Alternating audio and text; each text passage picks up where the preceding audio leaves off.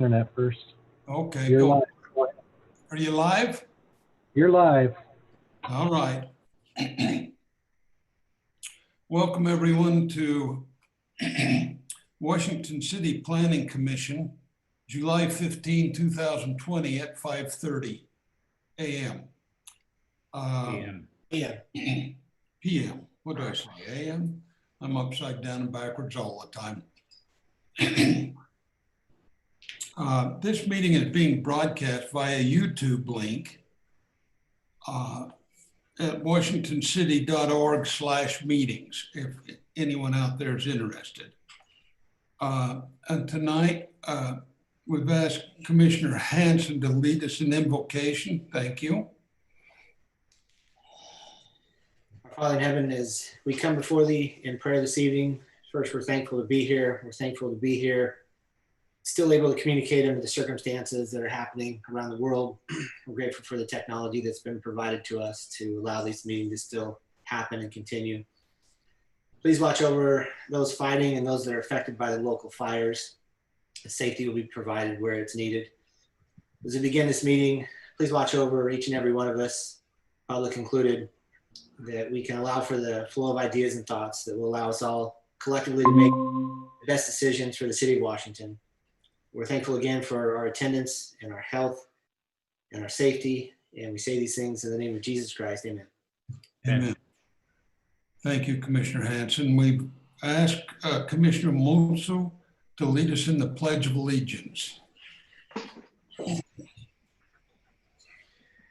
I pledge allegiance to the flag Of of the United States of America and to the republic for which it stands, one nation, under God, indivisible, with liberty and justice for all. Thank you. First item on the agenda is the approval of the agenda. And if there's not any questions or concerns, I would take a motion to approve the agenda. Commissioner Hanson, so moved.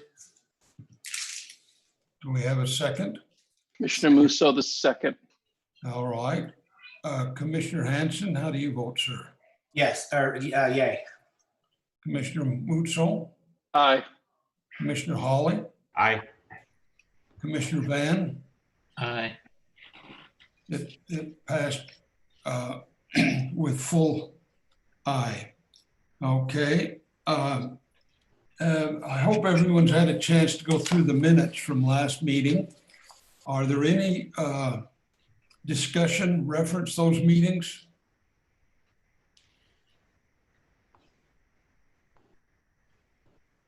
Okay, then if that's the case, I would entertain a motion to approve those minutes. This is Commissioner Hawley. I've read the minutes and I make a motion that we approve the minutes from July 1st, 2020. Thank you. Commissioners Hanson, I second. Okay, we have a first and a second. Commissioner Hawley, how do you vote, sir? Aye, please. Commissioner Hanson? Aye. Commissioner Musso? Aye. Commissioner Van? Aye. Okay, it passed unanimous. Okay, next item is declarations of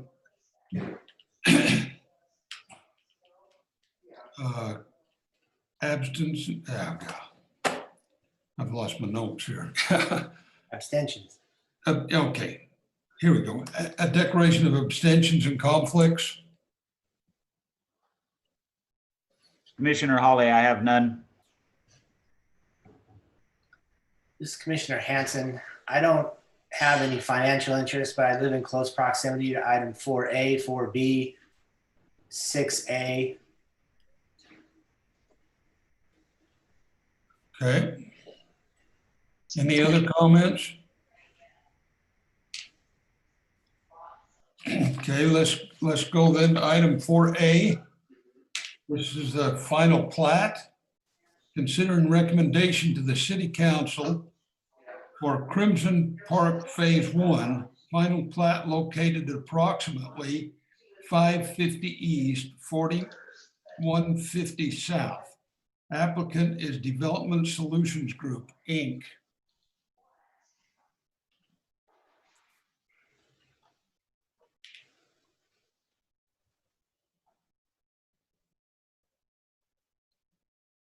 Can you guys see those plats okay on the screen? Yes, sir. Yes. All right, as stated, the applicant is requesting approval of the final plat for Crimson Park Phase 1. I pulled up the wrong. We're in Phase 4, aren't we? Are we supposed to be Phase 4? Item 4? No, this is item 4A, that's phase 1. Okay, sorry, I had it right on my notes. There, oh, that's because the picture's not showing up. There we go. There.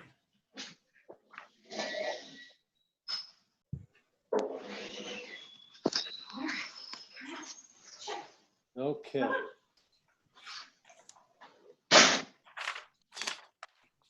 Let's start over. The applicant is requesting approval of a final plat for Crimson Park Phase 1. This particular subdivision is proposing 33 lots on an area of coverage of 3.499 acres. The zoning at this location is PUD, or Plan Unit Development Residential. They are also, it's part of a multifamily development standards.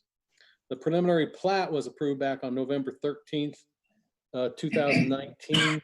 Staff reviewed the request proposal and it conforms to the approved preliminary plat. Staff recommends that the Planning Commission recommend approval of the final plat for Crimson Park Phase 1 subdivision onto the City Council, and that's based on the findings and subject to the conditions.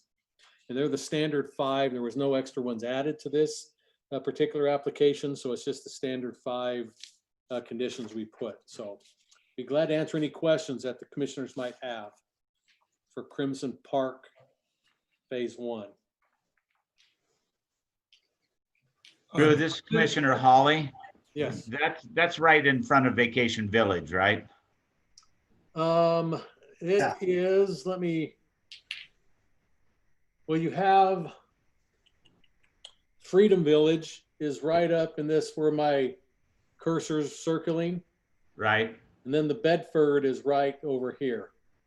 Okay, on the vicinity map over there where it shows project, what is that little subdivision that it's butting up to? It's probably its own subdivision, which is Crimson Fields. Okay. And that's over on this west side. I think that's You're what going to see Crimson Fields Phase 4. Here, I'm going to get my annotation out just so you can see this better. Yeah, Phase 4 that you're going to be looking at here in a minute is right down here. So Okay. this is Crimson Fields 1, 2, and 3. Okay. And then you've got, again, Freedom Village Right. here. And then you have the Bedford right here. Okay. All right. I'm with you. Thank you, Drew. You're welcome. Hey, Drew, Yes. do you know if that common area is going to be landscaped with rock and plants or just rock? Actually, they have a pre-approved PUD and it's kind of in there. And I think this isn't the one that has the play area that you guys talked about that is a detention, but it's also a play area. So this one, I can't remember what the landscaping of it. It was already pre-approved in your PUD, and I apologize, I can't remember.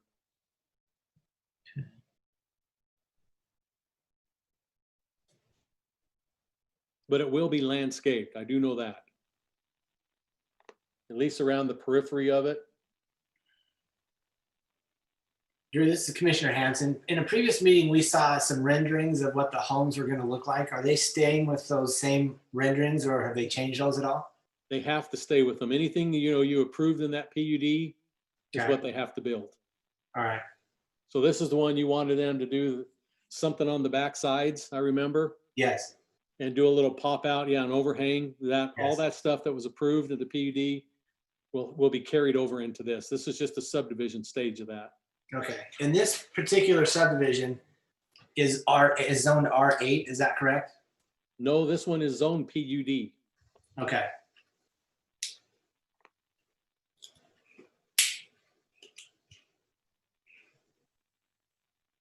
Are there any other questions for staff?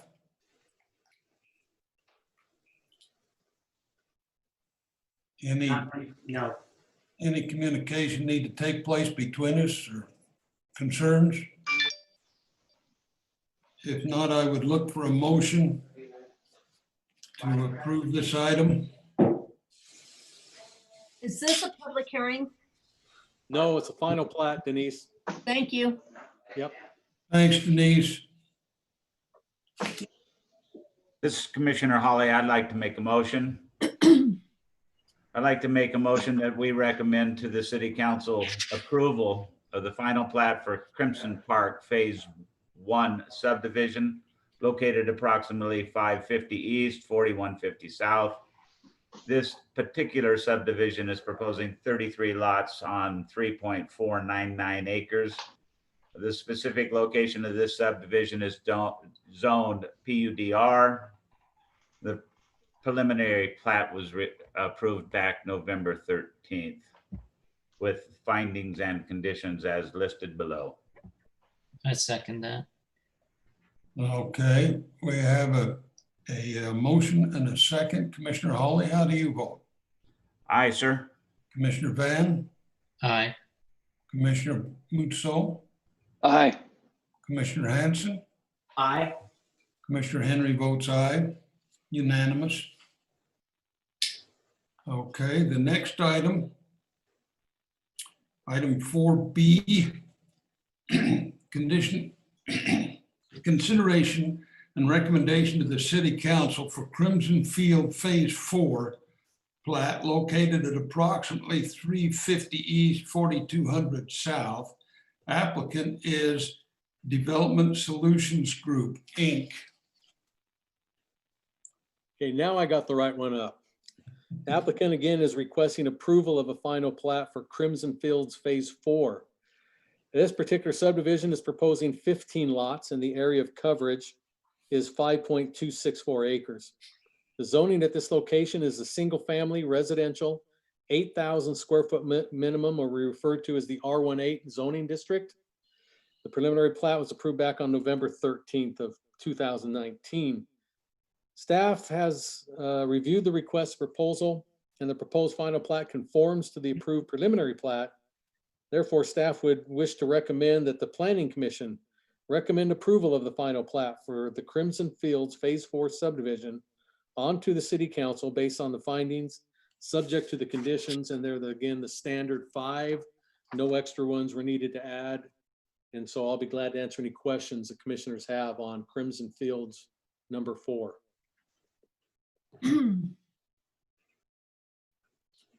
Commissioner Hanson, this is your R18. This one is? Yeah. Okay. Any Because questions? Drew, because of the proximity, this is Commissioner Hanson, I would be interested in any kind of an update if there is one on 4200. I know they're working on it and I see their dirt moving. I just wanted to know if there's any update at all.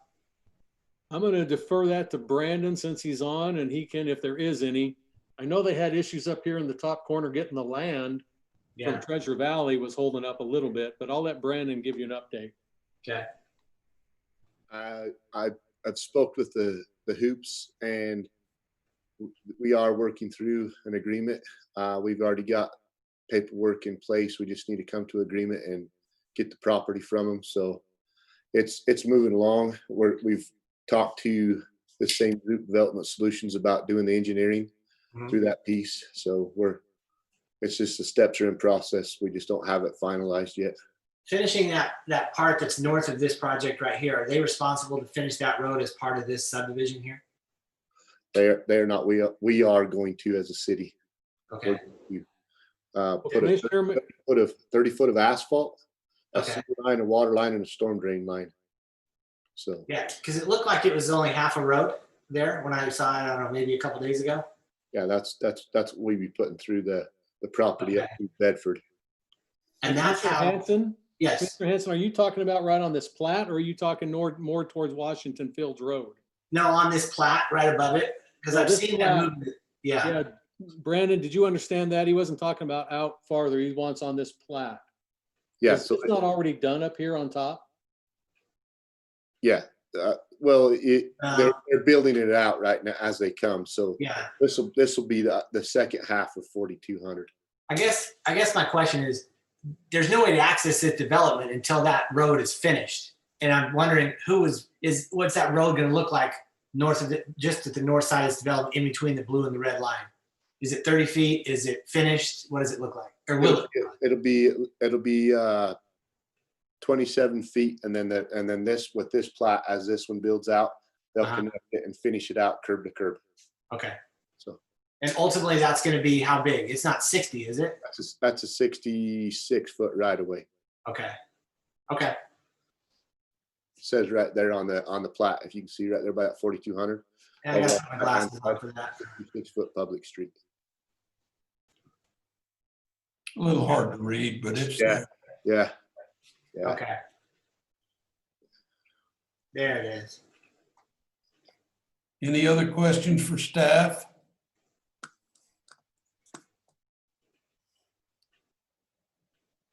Any other comments or concerns?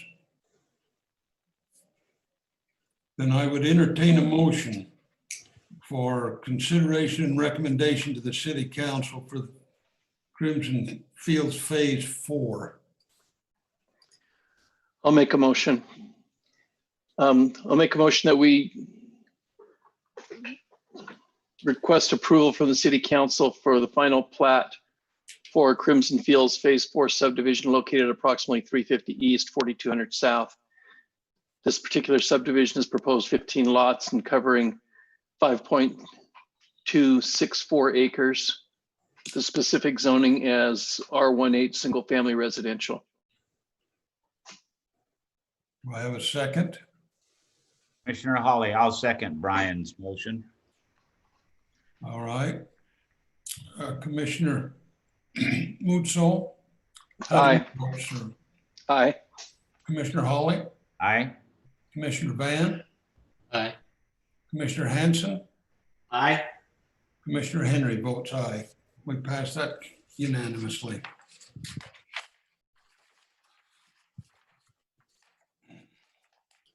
The next item is a preliminary plat, and this will be a public hearing. And if there's any public watching, public comments for this item will be accepted at washingtoncity.org/meetings. You're welcome to go there and leave a message. Item A is public hearing for consideration and recommendation to the city council for Sodoma at Sierra Hills preliminary plat located at approximately Grapevine Crossing and Aurora Road. Say it. Arena Roja Drive. Or Roja. There you go. Arena Roja Drive. And this is, the applicant is Vernon Holdings, number 200 LLC. Thank you. As stated, applicants request an approval of this preliminary plat for the Sendera Sienna Hills subdivision. The applicant is proposing 131 lots. And the area of coverage is 18.13 acres. The zoning designation at this particular parcel is the planned community development, or we refer to as the Sienna Hills PCD. The surrounding zoning is PCD to the north, east, west, and south. All again within that Sienna Hills master planned area. The proposed subdivision conforms to the approved zoning. The request meets the subdivision requirements and other city ordinances. Staff has reviewed the request and recommends approval with conditions of this preliminary plat as outlined. Staff therefore recommends that the Planning Commission recommend approval of the preliminary plat for the Sendera at Sienna Hills subdivision to the City Council based on the following findings, subject to the following conditions that you have in your report. And the 11 conditions are our standard conditions for preliminary plats. Nothing else was added to this. So with that, I'll be glad to answer any questions that the commissioners might have on Sendera at Sienna Hills. Commissioner Hawley, Drew, are these all townhomes, condominiums? They're all townhomes, and the ones you can see around the periphery are twins. Right. The others within are threeplex and fourplex.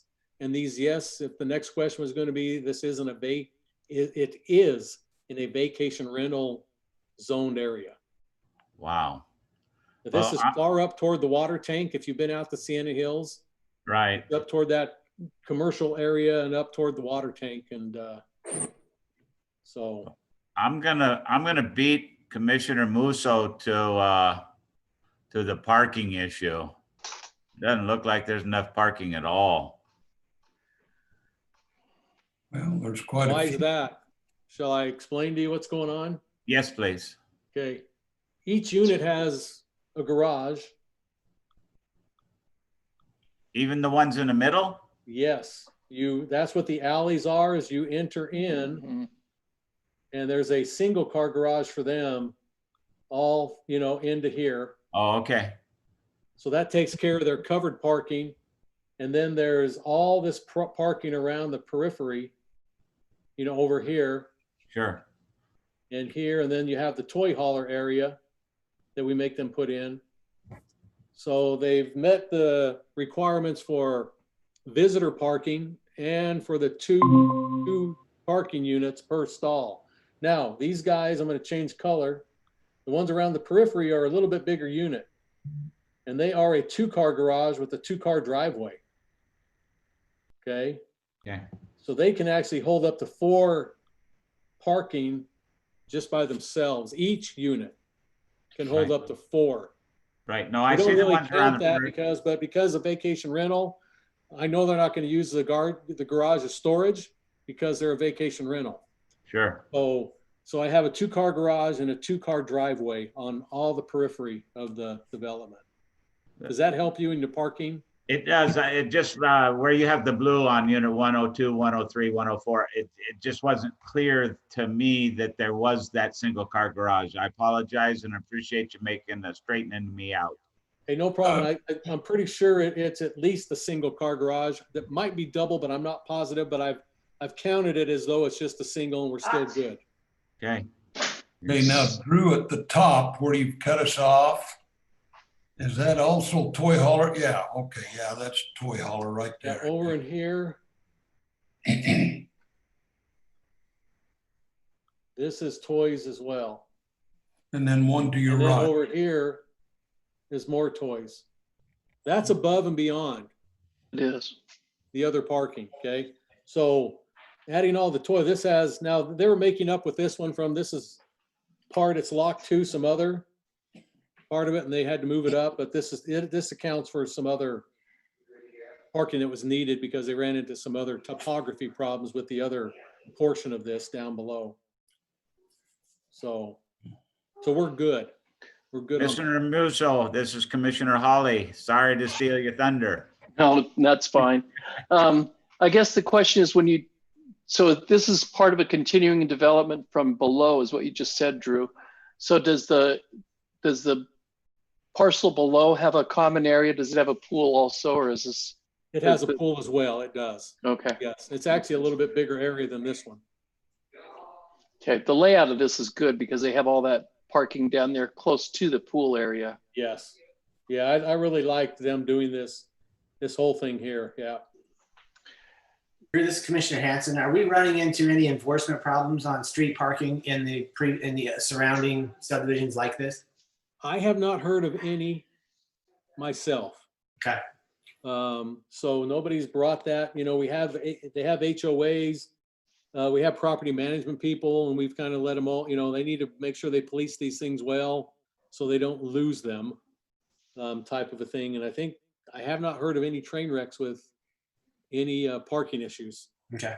In the other ones in Sienna Hills. So Yeah. Okay. Thank you. So do we have any idea how many vacation rentals have been built up in that area? Oh man, in Sienna Hills. Yeah. Quite a Well, the few. Ivory Home one finished. The villas at Sienna Right. Hills is done. There's 190 something units in there. Right. So far up in this area, I think they've only built maybe 40 of them that I'm aware of. Okay. Subdivisions have been approved. I'm just not sure where they are in the construction phase. Mhm. Haven't driven up in there for a while, but I would say at least 40 to 60. So, we're looking at 250 there. And then the Ladera, which is a single family homes down below the Right. park, is a vacation rental. Right. And that had 60 homes in it. And then you have one across the parkway. That isn't part of this, but yeah. Right, right. still. And it had 120 in it. So, add up all those 200, we're looking about 450 there. And then there's still two more areas in this northeast area of Sienna Hills that's still, zoned for it.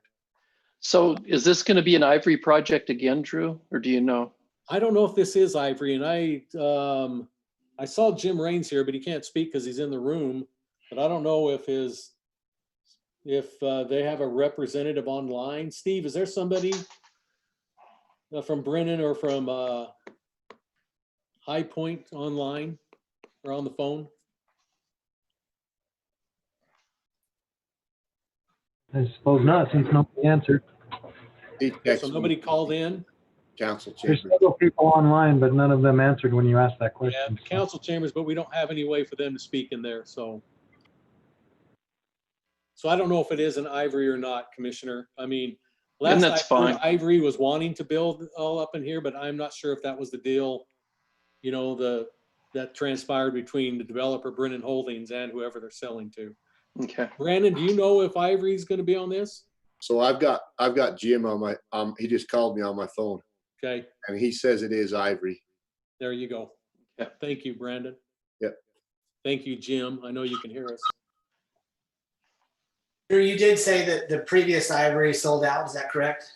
To my knowledge, I'm almost sure that it's all done. Yeah, Sienna Hills is all done. The first villas one at they Sienna did. Hills. Okay. Yeah, Yeah. that one's all done. I've been up there and seen it, and I thought so. I just wanted to make sure the demand is still there. There's not something that's out there that's not being sold. Well, I'm gonna share something with you that Coal West and I know this isn't a Coal West, but I know that this is gonna still have the same effect. They were shocked. They thought the pandemic would really hurt. And it did, it hurt certain sales of regular homes, but for some reason, vacation rentals caught fire again because of the pandemic for whatever weird science. But Coal West said all of a sudden they got flooded with vacation rentals, and I'd imagine if they did, that everybody else did too. Well, I know the demand from people using them, it dropped off that first 4 or 5 weeks. And then after that, it got crazy. Got hot, really. Yeah. Because people are, they can't go anywhere. So we were one of the few places that was open where people could actually come to. And that's why we got inundated with people coming into the area. Yeah. Okay.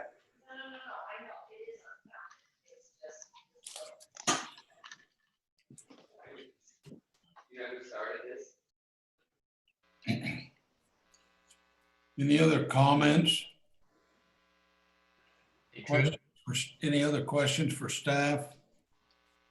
Drew, do you know if they plan on putting any other amenities by that pool area, and if that pool area is going to go in first, like, how we kind of talked about phasing before? Not that it And I'm really, not sure because we didn't do that. This was not a PUD. okay, This zoning was handed out before that way. So they don't have limits on that. So I could not answer. all right. So they don't have a requirement to, but if you drove through the villas, that's Sienna Hills. I don't know if you've had a chance, but that pool area turned out fairly nice. I just went by there. Actually, it's weird. Last Friday, I ended up driving through there for some reason. And I really liked how their pool area turned out. It was being used quite well the day I drove through. So. Hey, Drew, Jim just talked to me again and said that the pool and clubhouse will go about half built through the subdivision. Okay. So there you go, Van. It sounds around the 65 unit number that they'll put it in.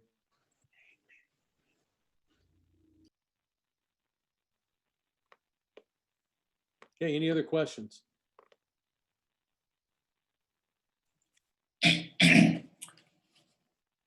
Any other discussion? I don't have anything. This is Commissioner Hanson. Okay, this is a public hearing, then I'd like to open it to the public hearing. Denise, do you have anything? We do. We have several comments. The first one is from a Dwight Bird, north of Green Springs area. He states, I have two concerns regarding the proposed zone change 2-20-05 from Whoa, OP to LD. Wait a minute, Denise. Yes. We're still on the preliminary plat. Did he put it in the Oh. wrong box, Denise? He may have put it in the wrong box. The But if zone he change did, is the next one. Commissioners, if he did put it in this one, unfortunately, we have to read it. But if it's for another one, we'll just have Denise, if she doesn't It's mind. okay. I will put it in 6. So we're good. Okay. So there isn't anything for this preliminary. All right, thank you, Denise. You're welcome. Yeah, sorry about that, Commissioner Henry, but that's happened before. People just aren't watching when they put the comment in, and it gets stuck in something else, that because they just picked the wrong one, unfortunately. So. Well, thank you, Denise. Yeah, good catch, Commissioner Henry. Good catch, buddy. If there's not any other comments, I would look for a motion to close the public hearing. Commissioner Holly, I make a motion to close the public hearing. Commissioner Hanson, I second. Commissioner Holly, how do you vote? Aye. Commissioner Hanson, Aye. Commissioner Van, Aye. Commissioner, who am I missing here? So, Oh, Mutso, there you go. Your face is not up here on the board for me right now. aye. It's probably a good thing for you. Commissioner Henry votes aye. It was unanimous. The next item is zone change item, and the same information on this one. If you have any public comments on this item, we would accept them at washingtoncity.org/meetings. Commissioner Henry, before we move on, we have not made a motion to approve the You preliminary. are absolutely right. It's a good thing you're around, Monty. I would entertain a motion then. This is Commissioner Holly. I'd like to make a motion that we approve the preliminary plat for Sendera at Sienna Hills subdivision located approximately Grapevine Crossing and Arena Roja Drive. The applicant is proposing 131 lots on an area coverage 18.13 acres.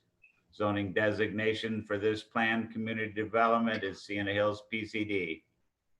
The proposed subdivision conforms to the approved zoning and meets all the conditions as outlined below. Okay, I would entertain a second on that. This is Commissioner Musso, I'll second.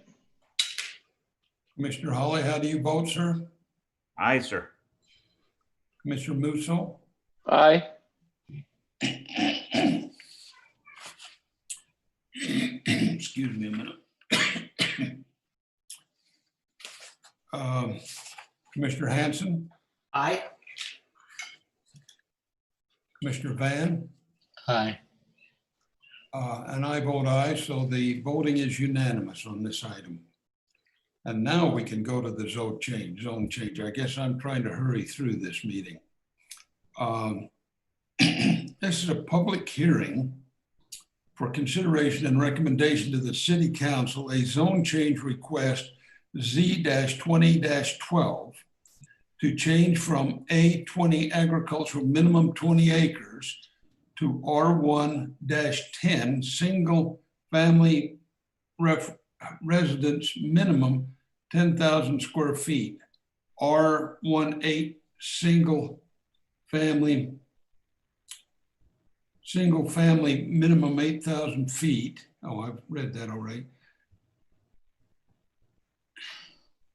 And 1/6 single family residence, 6,000 feet lots at approximately Washington Road and Iron Horse Drive. Applicant is Carduff Wells LLC.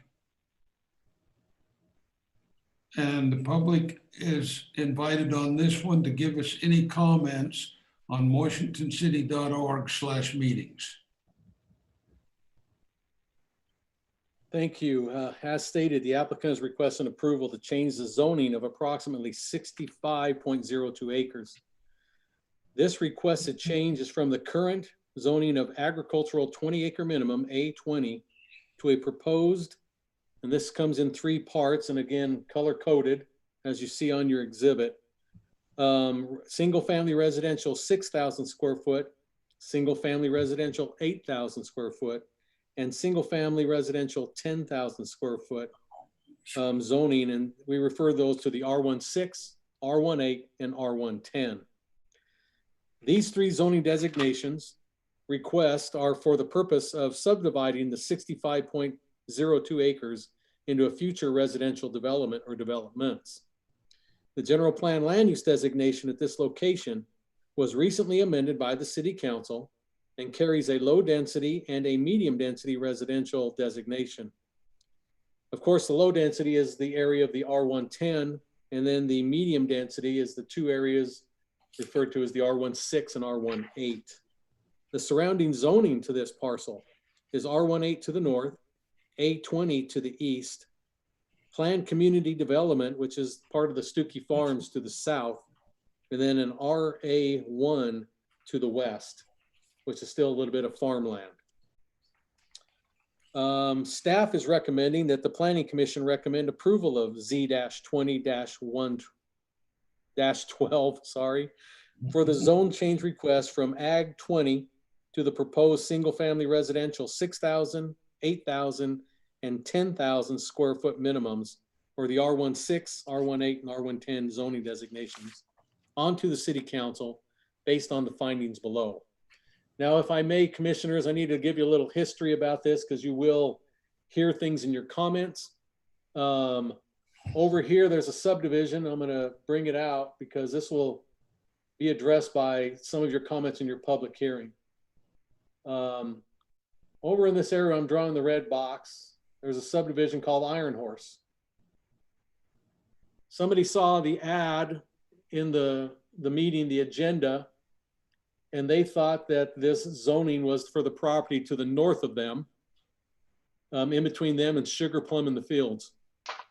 And they got everybody in the subdivision all kind of motivated, I'm going to pick my words carefully, to stop this zone change, but they didn't know, they kind of found out today through 3 or 4 of them that they were misinformed of where the zone change actually was. And once they found out it was over here, 1,600 feet away, this direction, many of them were had a change of heart because they realized how far away it was. I only share that with you because there still might be some people online that are getting this information for the first time. So again, this zone change is due west of them on the other side of Washington Fields Road, a good 15 to 1,600 feet to the west, not due north of Iron Horse subdivision. They were kind of misled because we put, again, when we do our locations, we say approximately located, and we find the closest cross streets. And the closest cross streets for this was Iron Horse. Iron Horse and Washington Fields Road. I can see where the misunderstanding took place, but I want you to be aware of it as you go in, and you're going to hear comments talking about things that are directed because they thought it was on the north of them, directly across the street from their subdivision, but to the north, the road that enters Iron Horse Drive. There is a vacant piece that went into foreclosure.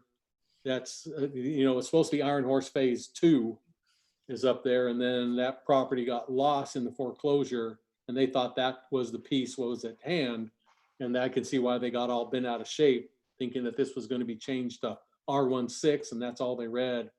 And the frenzy then carried forth. So I just give you that information for you folks when you go hear your comments, and for anybody listening tonight that did not get word. A lot of them I sent, and they said they were going to go back and tell as many people as they could in the subdivision, because they had one individual that went door to door in the last couple of days getting everybody all, riled for this particular thing that didn't need to be. So just bringing that up for your information tonight as we go forward, but I'll be glad to answer any questions you have about the item. I just wanted to bring that out before I forgot, and we got on to other things. So with that said, Planning Commission, is there anything I can help you with relating to the exhibits you see on your screen of the R16, R18, and R110 here out in this undeveloped area of the Hancock-Gibby parcels? This is Commissioner Hanson. Drew, how did you know about the residents? Did they call you, or did you just notice as the comments came in that was a misunderstanding? I got several emails. Kathy got several emails. She got quite a few phone calls. And people were kind of getting irate with her because, again, they were all fired up about this. And so we kind of found out. I responded to some emails, but we had people come in. 3 different people came into the office that I was able, and I asked them, do you really know where the zone change is? Well, it's right north of Iron Horse. And so I brought out the map and showed them all. And they, oh, okay, that's not what we thought. Yeah. So that's kind of how it came about. I see where, they just saw the intersection of Iron Horse and Washington and made the assumption it was the property right north of them.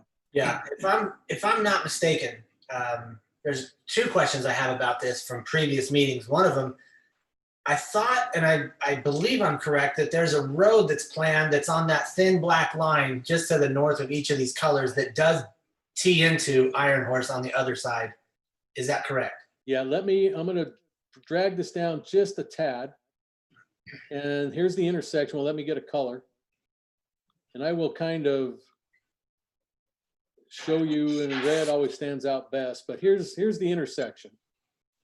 Now, there is a road in St. George, and I can't remember I think it's 2450. But we've always planned on joining it with Washington City, and it will run. And again, I'm going to do the best I can. This is, wow, I did really well considering me. But that's where it runs. Is that? And then it'll tie in down here with St. George City Road 24. It's been a master plan road since I've been here for 14 plus years. So it'll run right along the base. And that's why they broke this zoning up to put 10,000 square foot lots on this side of the road. And then the R18 and 6 will be on this side. Okay. So does that help you, Commissioner Hanson? Is that what you were asking, I hope? Yeah, it does. I thought that maybe that thin black line at the top of these colors was actually going to be the road. And I wanted to clarify because I thought what you just drew was correct. But then I saw this and I was wondering if that changed. No, this I think will still be a road because there's different owners on each side. Yeah. But I'm going to give you the history on that was the high schools were supposed to go, the high school, middle school was supposed to go in this area. Yeah. And because of the design of the schools, that's how we got this bend in here. And that's how the school district was bent on making sure that road had that bend in it like that because of their property and the way they designed their sports fields and everything. This was back in the mid 2000s, like around 6 and 7, that they got that in. And then all of a sudden the property ended up being, of course, as we know, purchased to the west. Yeah. So that's how that bend all came about. But because people now own up here and now they own down here, it'll probably end up being a residential road, not a collector like this red one is. Okay. My last question, sorry, one more. With regards, about 8 months ago, Carl Larson came in from Stookie Farms to change the density on one of his pieces to the south of this. Yep. Which was denied on 2 occasions. And he mentioned in one of the meetings that he was aware of things happening north of him where there was going to be requests that came in for higher density. My assumption in seeing this is he knew or had some version of what this might be that we're looking at. What my question is, I can't remember what density he was requesting that we denied. And I'm wondering if it was R16 or was it R18? It was neither. It wasn't either. He wanted to jump to medium high. It was a general plan amendment that actually got denied. Yeah. And it was for medium high density. So that's what you would put townhomes, multifamily. He was seeking medium high density. Okay. So different than what we're looking at tonight. This is low density. Yeah. Which never changed. Yeah. That's what it was before. Now, these two are medium. That's what the council gave and you guys approved, you know, in recommendation was medium density for those. And then the piece up here is PUD. Yeah. I have one more question, but I'll let the others ask and I'll come back to it if they don't ask it. So Drew, this is the property we talked about a couple of months ago, correct? Yes, in Okay. the general plan amendment. Okay, now I have a question because as you drew that nifty red line that went down and tied into 2450, that's going to go right through the middle of their PUD, or is it going to go along the base of the hill? I'm pretty sure this is the toe of the hill over here. Right, So right. the road, I'm assuming, is going to be out here.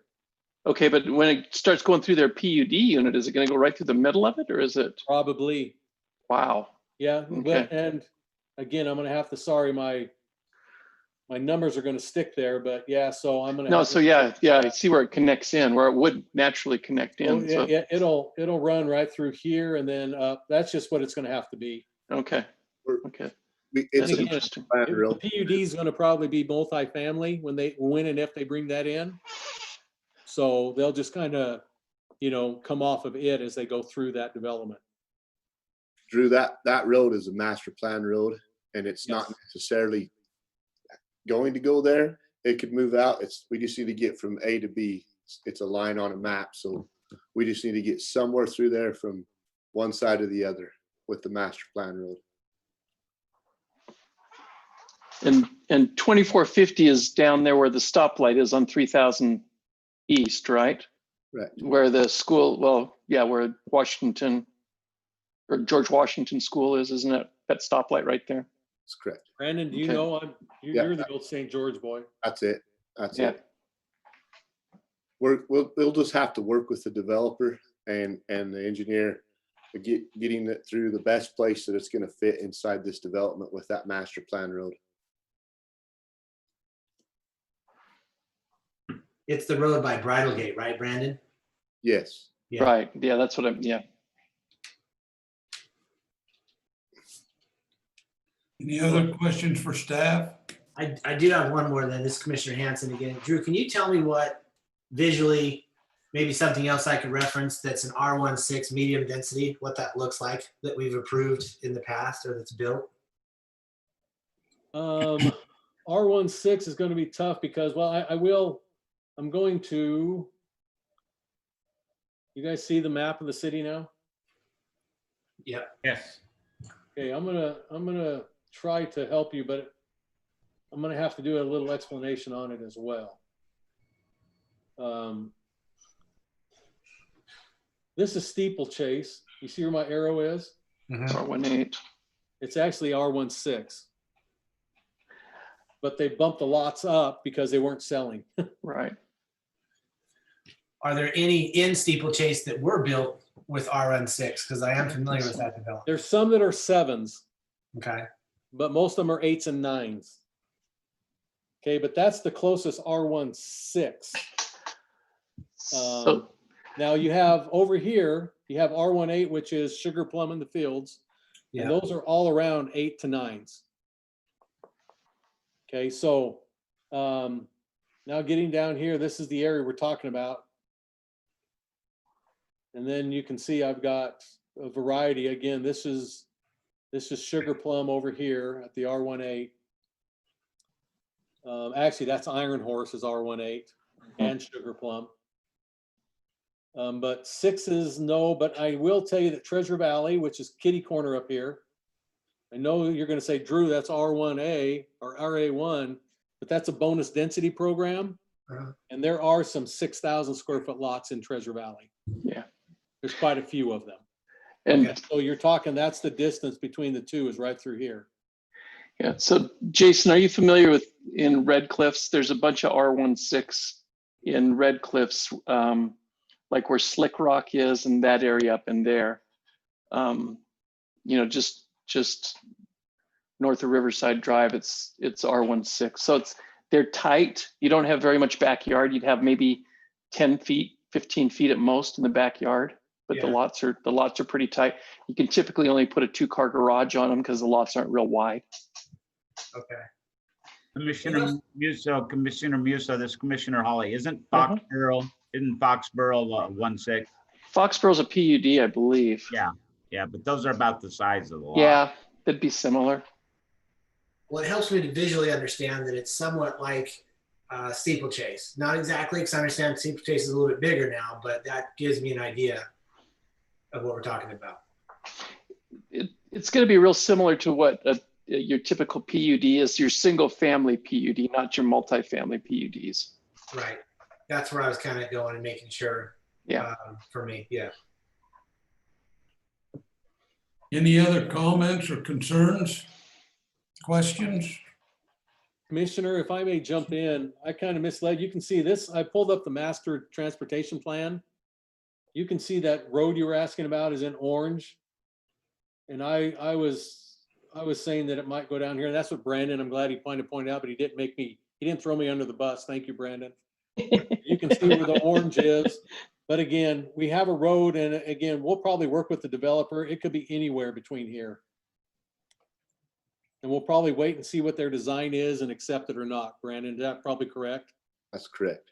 And whatever lines up best with it at this intersection up here. Well, that orange line makes it look like it goes through this item that's on the docket tonight. And it could, yeah, but I think we'll work with them Yeah. and whatever works best in their design, as long as we get the 66-foot road, I think that's what will matter to us.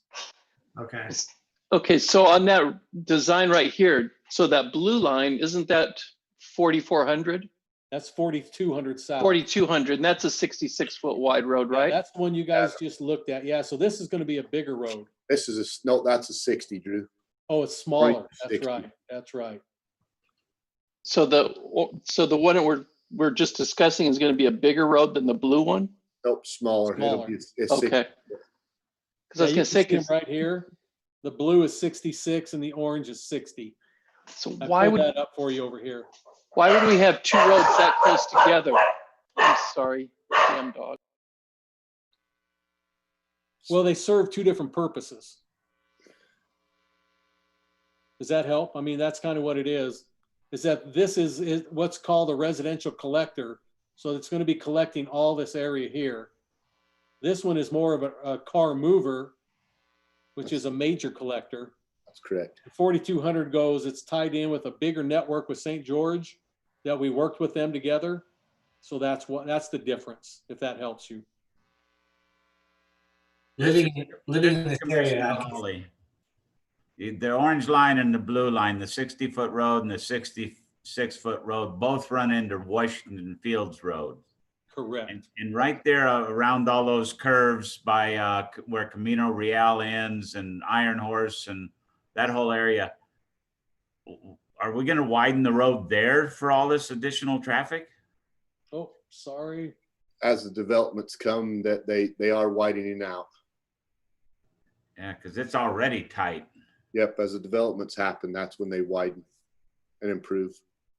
So these developments that we're approving tonight or looking at tonight will contribute to those being widened at about the same time, Brandon? Well, in the future, as they get closer to Washington Fields Road, then they will have to improve the Washington Fields Road. But right now, with what we're looking at tonight, everything's back off the Fields Road.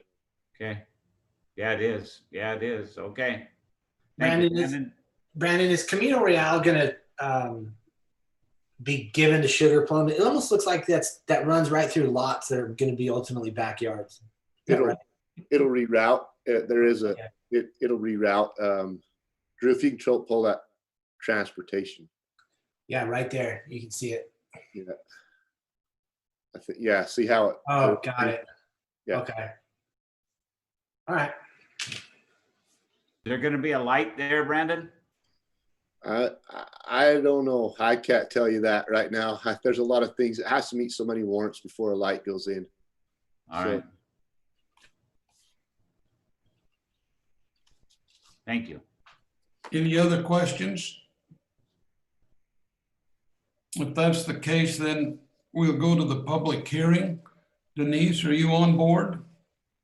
I am here. Okay, the first comment, I believe, goes to the next item, but they put it under this one, so let me read it for you. It's from the Green Springs area, a Dwight Bird. He states, I have two concerns regarding the proposed zone change 2-20-05 from OP to LD. Number one, will the southernmost proposed lots interfere with the 100-year flood zone? Number two, has the developer completed all prior infrastructure commitments required for bond release, specifically areas bordering the Washington Parkway? The increased use of the parkway seems to present the liability issue with walkways and curbing incomplete. These items should be completed for safety barriers put in place before proceeding with more development, thus avoiding future injuries. This was also repeated again an hour later. Excuse me, no, it wasn't. It was repeated about 2 minutes later. So it's on here twice, but I don't believe that this belongs to this item. Our next comment, sorry, I moved too fast. Our next comment is from the Fields area, J. Kelly Skeen. Please stop catering to developers, Washington City Planning Commission. Do not approve the high density housing. 6,000 square foot lots, insane. At Washington Fields and Iron Horse, stop destroying the property values of those who live nearby. Can you not see the public outcry from citizens who oppose such high density housing? It destroys our communities and what we all love. I am not opposed to a subdivision, but it should be lot size no less than 10,000 square feet. I live directly across the street from this property, less than 60 feet away. No high density lots at this location. The next comment is from, the next comment. Yeah, excuse me, it pops up too fast, so I didn't get it. Craig Davis from the Washington Fields. I would like to, excuse me, I'm so sorry. I would like to voice my opinion to request to reduce residential sizing from Cardiff Wells LLC on the property at Washington Fields and Iron Horse Drive. We are already facing an onslaught of overbuilding with vacation rentals units, high density housing, and very small family units at Stookie Farms. We just purchased a home on Iron Horse Drive and contacted the Washington City offices and acquired a map stating that the property across the street has been zoned for 10,000 square foot lots and will not change. I knew this was too good to be true. This will destroy our community, devalue our property, and create worse traffic that Washington Fields Road cannot handle now. We are already surrounded on three sides by overcrowding and overbuilding with multifamily housing and tons of vacation rentals. And we all know what they do to a neighborhood.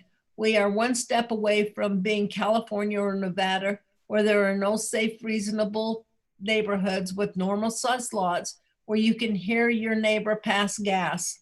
Please reconsider the Cardiff Wells build out south, where there is 1 million acres past the airport. They don't need to come in and destroy an already established neighborhood.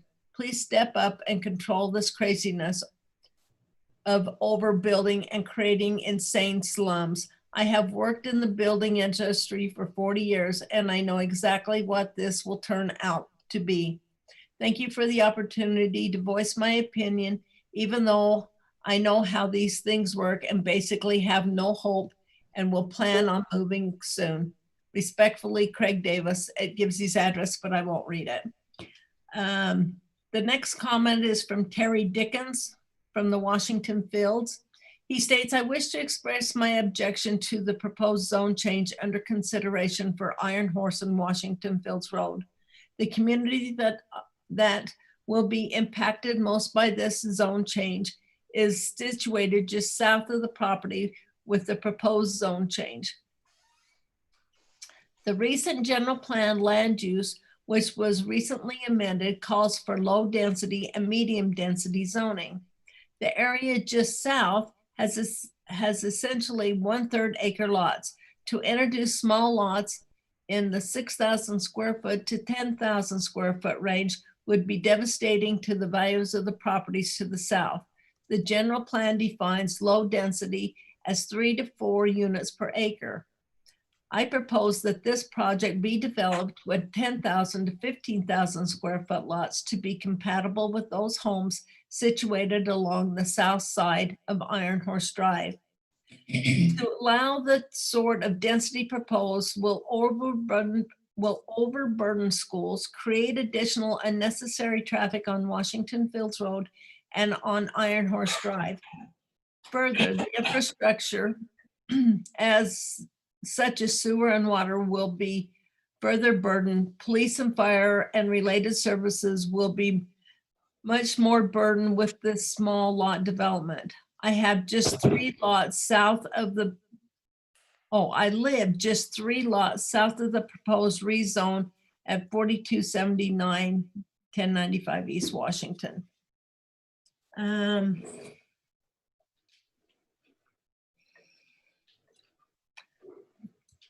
The next one is from Brady Carlson from the Washington Fields.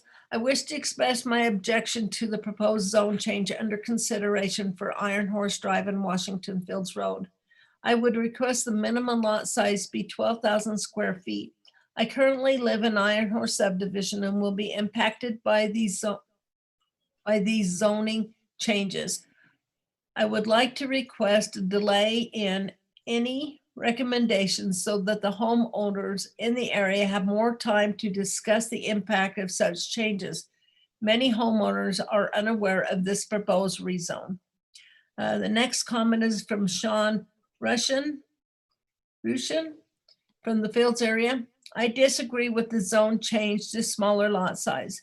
There was already a zone change for high density with the Sullivan home development about a mile or 2 north of this development.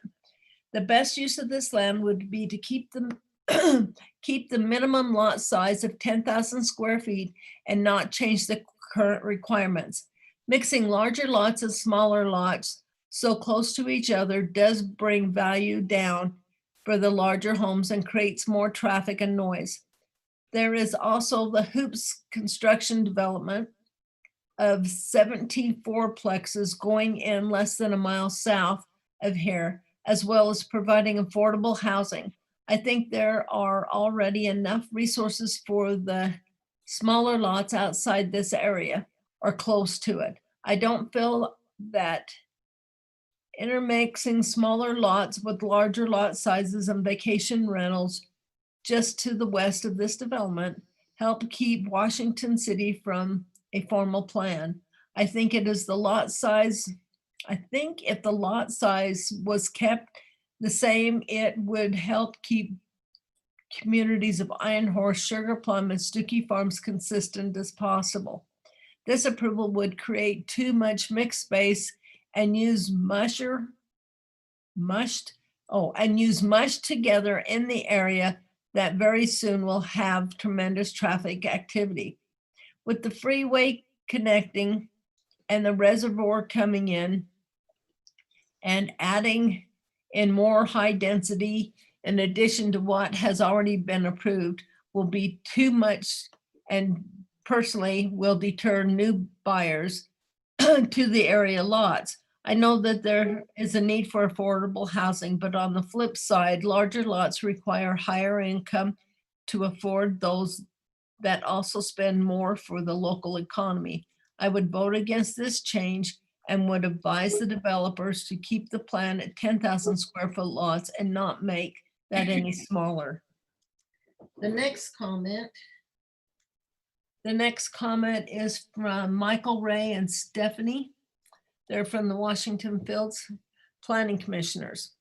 We are writing to respectfully request a negative vote regarding the rezoning the acreage adjacent to Iron Horse Drive to the R16 or R18 for the following reason. Number one, phase 1 of Iron Horse subdivision consists of 28 lots, each one consisting a minimum of 12,250 square feet to 14,400 square feet. The required minimum square footage of our homes are 2,500 square feet. The property under consideration for rezoning was originally to be developed as phase 2 of Iron Horse subdivision under the same guidelines per our HOA association. A rezone to R16 or R18 would reduce the square footage of each lot to 6,000 square foot and 8,000 square feet, respectively. Rezoning and square footage of the home should be consistent with that is in place within the subdivision in order to keep property values consistent and to keep overall appearance of the subdivision in conformity with what has been developed without high density housing devaluation. Number two, currently 3 subdivisions feed into Iron Horse Drive. To exit onto the Washington Fields Road, i.e. Iron Horse subdivision, Southern Vista and Stuckey Meadows. Sugar Plum subdivision is also stubbed in to connect to the property in question when developed. That is 5 subdivisions that will have the use of Iron Horse Drive as a major exit. Of the 5, Stuckey and Sugar Plum have alternate exits onto the Washington Fields Road, but 3 of us don't. By keeping the proposed rezone lots to R110 or greater, it reduces the traffic flow feeding into Iron Horse Drive. Best regards, Michael R. and Stephanie Baker. Okay, the next comment is from Kevin and Nicole Roundy. They're from the Fields area. We live directly across the street from the proposed rezone, 1002 East Iron Horse Drive, Washington, Utah. We want to object to the proposed zone change that is under construction for Iron Horse and Washington Fields Road. Our community is one that is going to be greatly impacted the most if this change is approved. If small lots are approved for this zone change, it will be damaging to the values of all the properties that are just south of this area. We were told when we bought this property and built our home that the land that is under construction for rezone was going to be phase 2 and 3 of this community, and that it would be developed matching our current property and those of our development, 10,000 to 15,000 square foot lots. We are not opposed to this being developed for homes similar to ours, but we are greatly opposed to homes that will devalue ours and our neighbors. The next comment is from Anthony Michael Davies from the Fields. This proposal is not in harmony with existing neighbors to the south and north of the proposed area. Higher density housing in general is significantly impacted the character of Washington City and not in a good way. This development should mirror the nature of those at borders. Next comment is from Jared David. He's outside Washington city limits. It says, my comment and concern is with the proposed zone change at the property located at approximately Washington Fields Road and Iron Horse Drive, which is being proposed by applicant Cardiff Wells LLC. My first concern being the non-posting of intent to rezone change on the property of a proposed public meeting. Why wasn't this done? I have an email stating that it was posted when in fact it has been verified it was not. Secondly, the neighbor of Iron Horse is composed of homeowners, which consists of attorney, medical doctors, health and safety industry, medical support industry, reputable and notable home builders, notable real estate professionals, and the list continues with reputable professionals that chose Iron Horse Subdivision to build our homes in an area in which would draw additional professionals to build, thus creating a subdivision tax base for the area in which you represent and where we call home. And having discussion with various professionals, if what you are proposing were to succeed, this will change this, and certainly not for the better. First, you will see a massive home scale campaign, then a massive exit of professionals and intermediate decline in property values, and certainly in your tax base. As it currently stands, the infrastructure for thus growth is not in place, and when it is not, a certain decline of property values and tax base will flow shortly. Our public roads, streets, utilities, not to mention current traffic, is at a tipping point that really should be addressed prior to rezoning any property within Washington City and or county at this time. You have already begun the encroachment to our neighborhood with rental units, supporting housing for the elderly, proposed convenience stores, gas stations, RV park, and whatever else is in the making. I feel that as a homeowner in the Iron Horse subdivision, that the proposed zone change of property in question is a bad decision for the people you represent, and certainly a bad financial business decision for the foreseen future. Vote no to this rezoning. Thank you, Jerry David.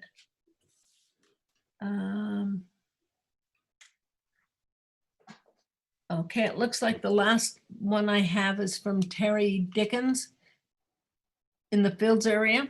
I previously sent in a comment opposing to this rezone. I wish to withdraw my comment.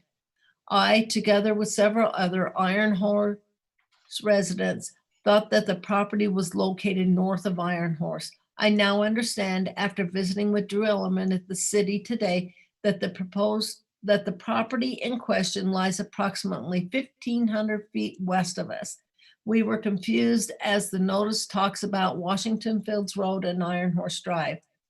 That is the corner of our project. You are likely to have several other comments from Iron Horse residents. While I cannot speak for them, I do know that they were focused on the property immediately north of and adjacent to our neighborhood. Terry Dickens. And that's all I have for item 6A. Good job, Denise. Yay. Now we know what you mean, Drew.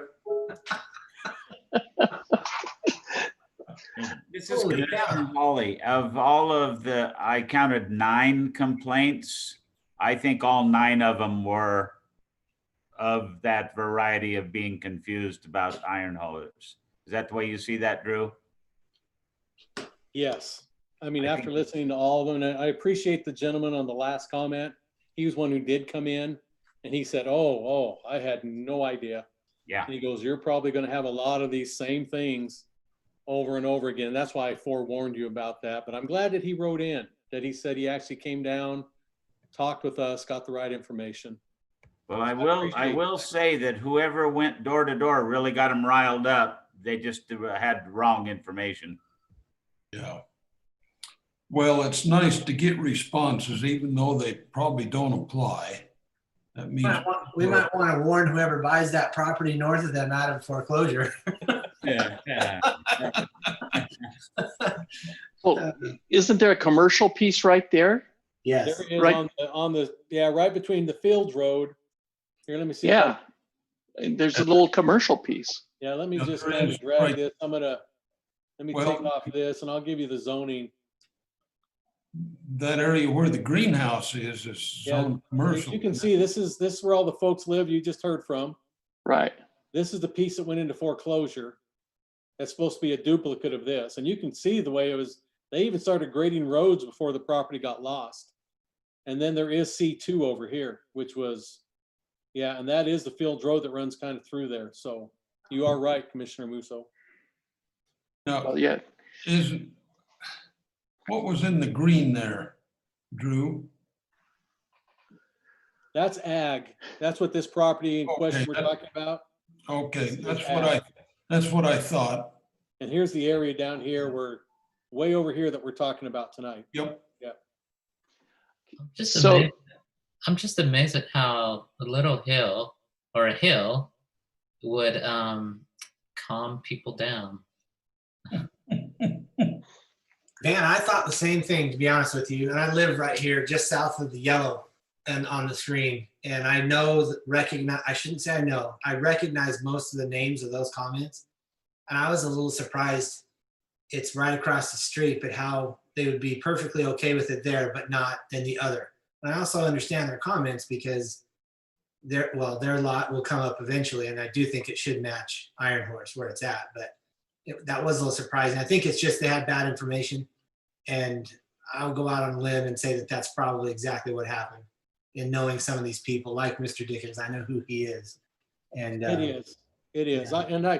Like I say, I think they were just, someone started something that didn't follow through with, finding all of it, and just took the crossroad only and knew there was a vacant piece, and then everything else went like it did tonight. But I will point out, this still, Still R18. We could be talking about Iron Horse, but I did want to point out, they're R18.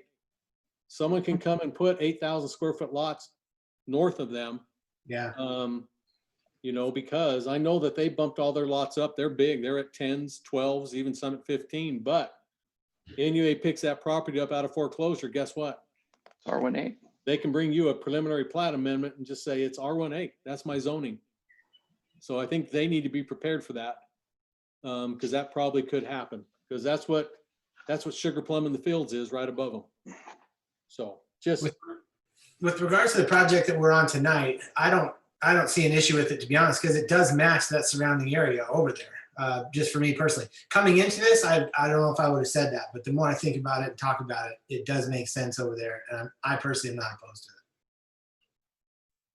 Now, we're not talking the PUD tonight, right? Because that's already been approved. We're just talking the. No, it has not. That PUD that you see here, let me go back to that. That would come at a later date. This over here is future. They're going to come in with their plan. Now, they got general plan approval. Yes. Right. That's what I meant. You're correct. I should have thought that through, but general plan, they got approved PUD. They just have to bring you a zoning, design to fit in that at a future date over here. Yes. Thank you for pointing that out.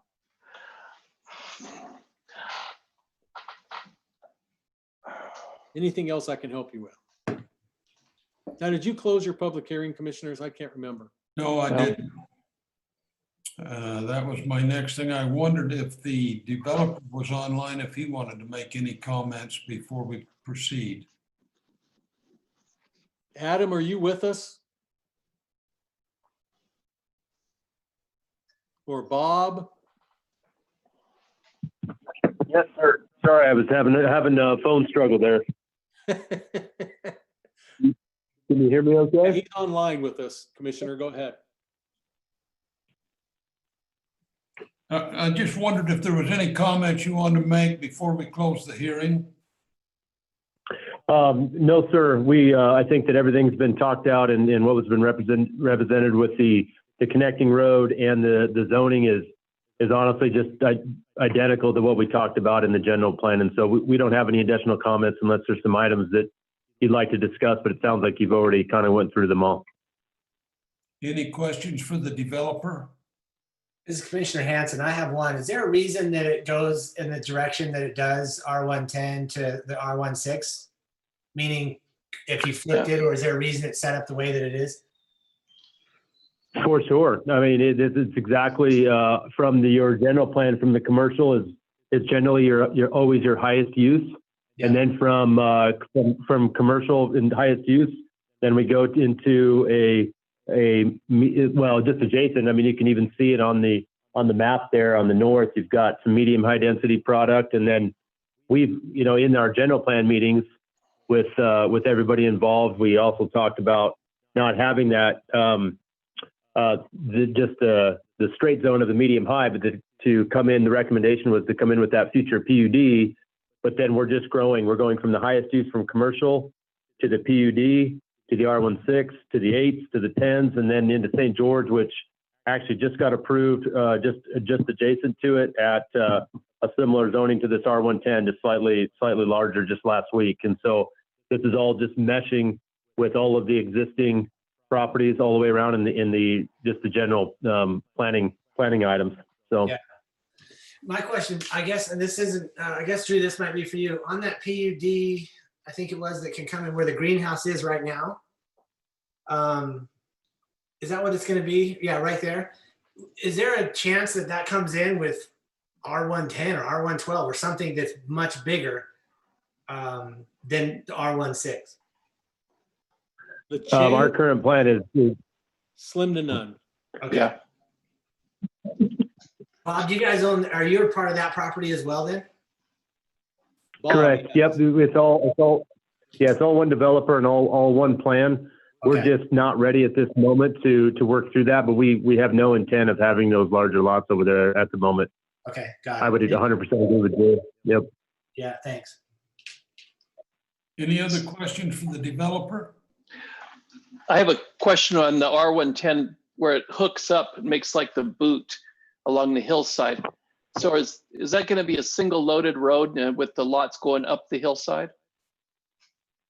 No, sir. So the intent from that was a comment from the city council, and the intent was just to further buffer from the south and along the west side of the project with the R110, and to have basically just more R110 was what it came down to. And so the reason that we ended up agreeing to do this along the hillside in this U-shaped fashion is along the hillside. It just made more sense to us to have those larger lots up against the hillside.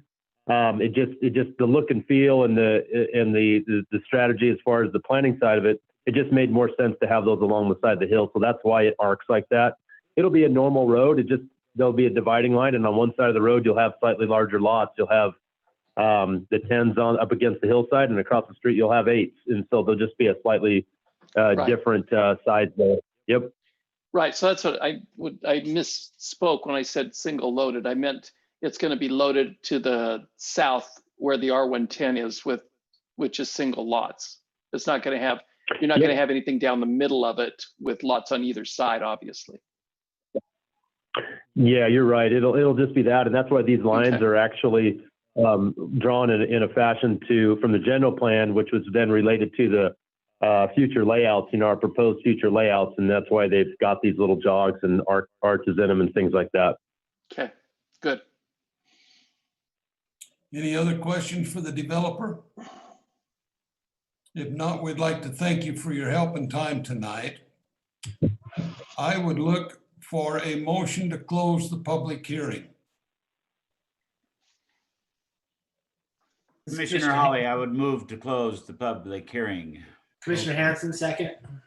Commissioner Hawley, how do you vote? Aye. Commissioner Hanson? Aye. Commissioner Van? Aye. Commissioner Monsu? It's Musso, but that's okay. I'm not counting tonight. My tongue doesn't. Aye. Commissioner Henry votes aye, so that would be 100% on that one. The next item is general plan amendment, item 7A. And No, we got to vote on it still. oh, You just closed your public hearing is all. yeah, well, I'm closed, I guess. You're fine. Any other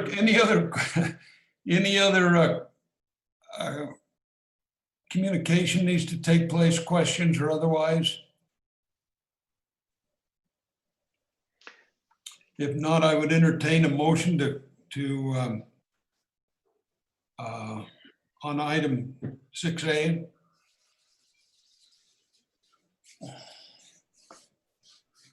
This is Commissioner Hawley. I'd like to make a motion on item 6A that we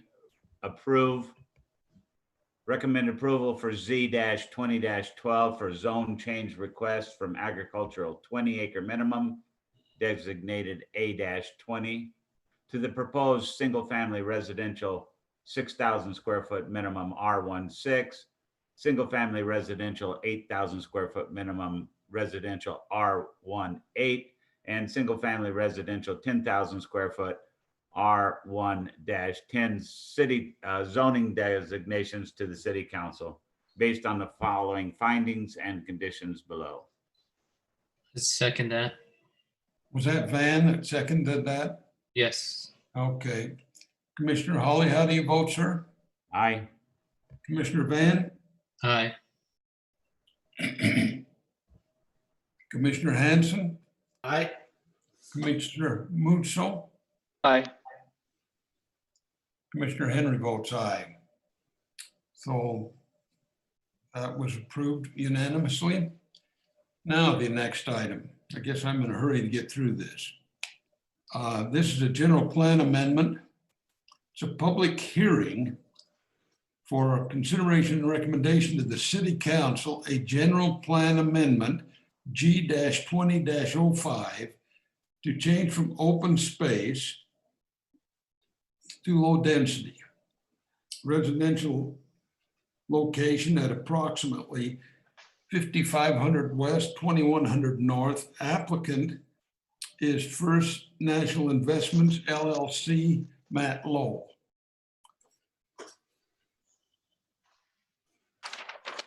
Sorry, I'm ready. The applicant, as stated, is seeking to amend the general plan land use map in this area, as you see on the screen.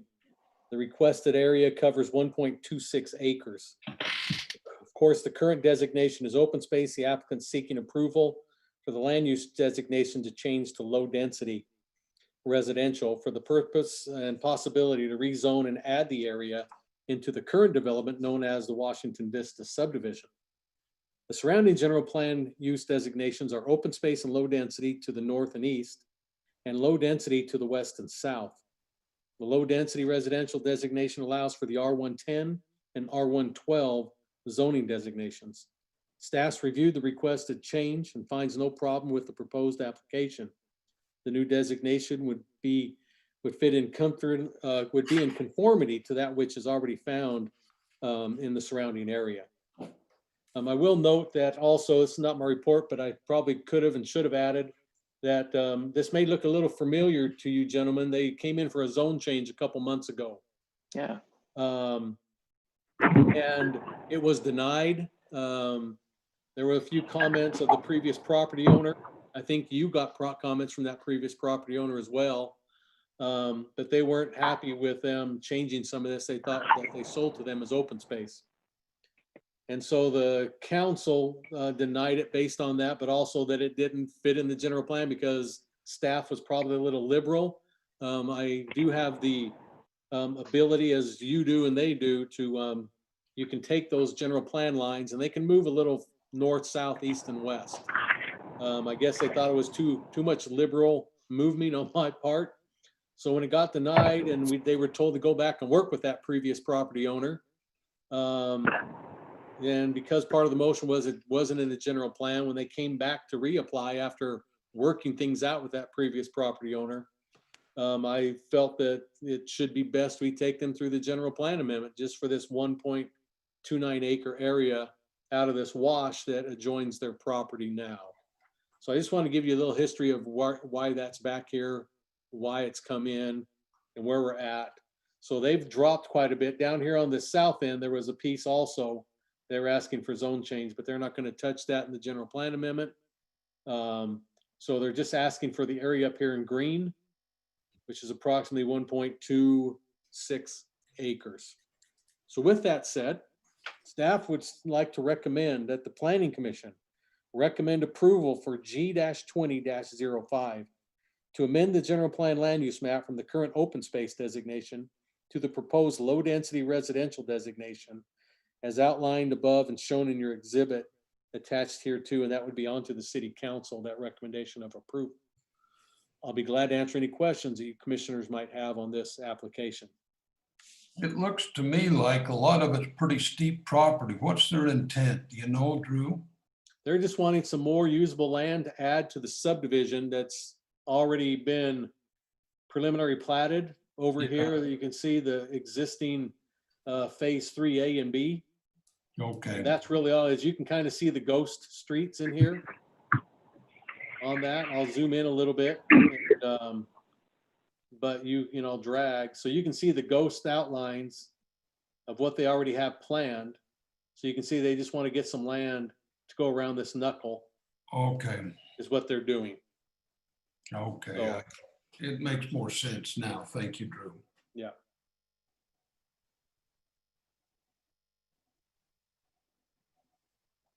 Any other questions for Drew?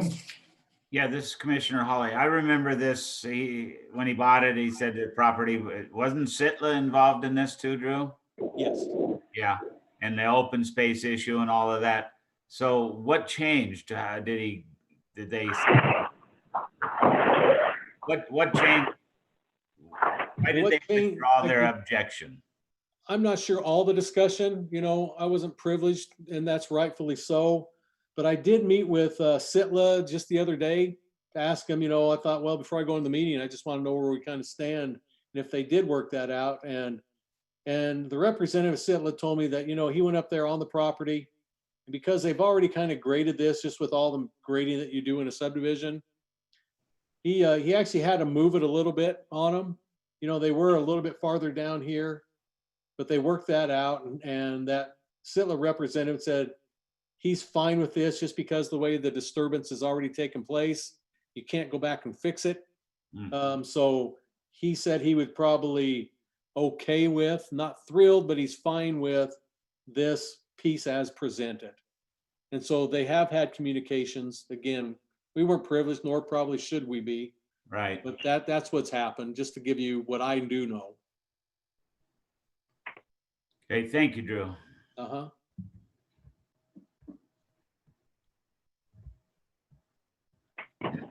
Any other questions?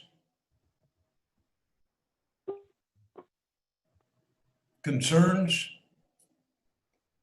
If not, I would open the public hearing. Denise, do you have anything on that? Yes, we do. Hang on just a second. I got to change my screens. We have, I think, 5 of them. The first one is by Richard Reither. It states, will these new sections become part of the current existing Washington Vista? Will they be governed by the same CCNRs, or will the CCNRs be rewritten to eliminate any ambiguous around whether or not a homeowner can convert the RV storage into a second level apartment with rear exterior staircase, windows, and deck that look into the neighbor's yards? What limit of liability insurance does the city require the developer to have? What process is in place to verify adequate coverage in this place and remain current? How can the city serve citizens better once they have the approved building plans to inform individuals that they need to check if there are governing CCNRs before beginning construction?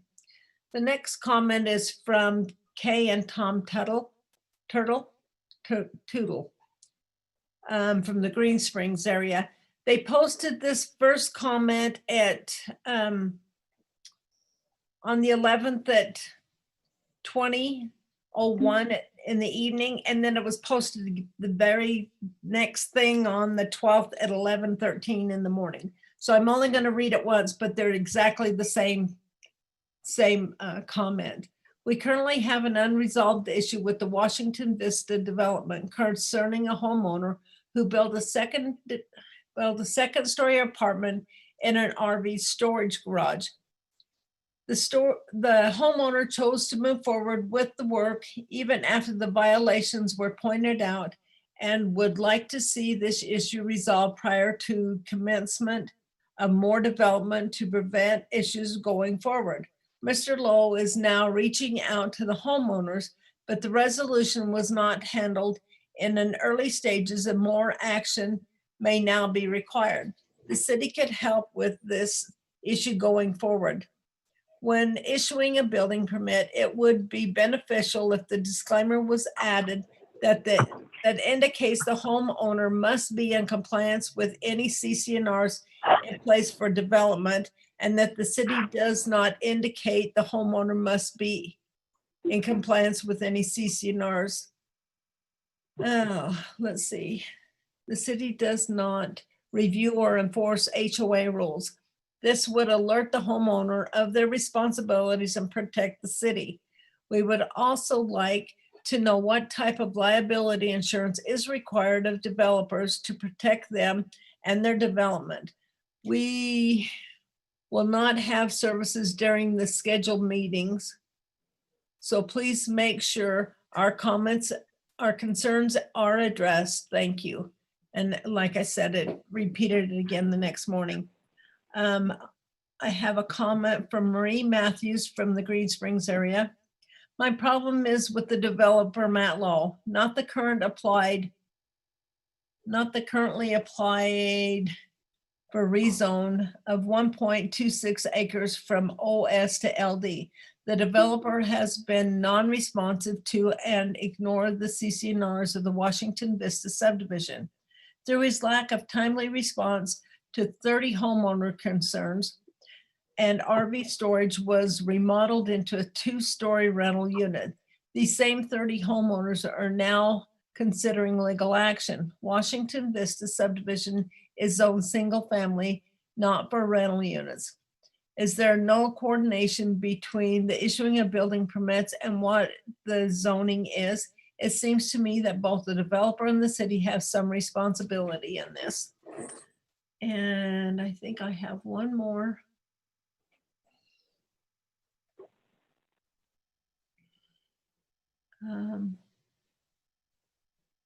I do have one more. It is from Larry White in the Green Springs area. He states the proposed puts lots and homes in a very bottom of a very small valley, which is the de facto drainage area. Perhaps it is one in a 100-year storm that would fill the drainage, but that would result in losses and would ultimately end up to be covered under the taxpayers funded bailout, no pun intended.